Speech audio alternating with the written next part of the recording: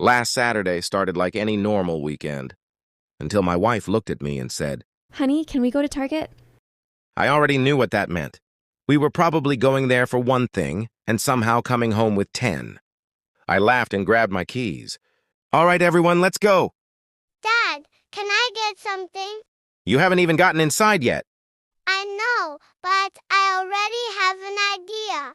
That's the funny thing about shopping with kids. They always have an idea.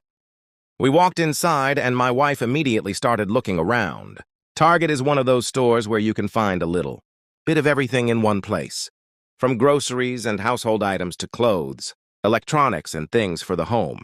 My wife stopped near the home section and picked up a coffee maker. She looked at me and said, Honey, what do you think about this one? I took a closer look and said, it looks pretty nice. Do you really need a new one? Need? Maybe not. Want? Absolutely. Okay, fair enough. Let's check the price first. Wait, I actually like this one better.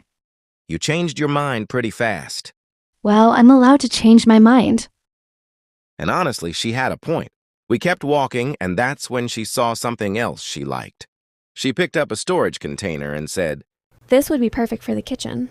I smiled and said, I thought we came here for one thing. She laughed. We did, but finding other useful things is part of shopping. The kids were already looking at the toy section, so I knew our quick trip was becoming a real shopping trip. But honestly, that's what makes shopping with family interesting. You go in with a simple plan, and you come out with a story. Dad, come look at this. Oh, daughter, here we go again.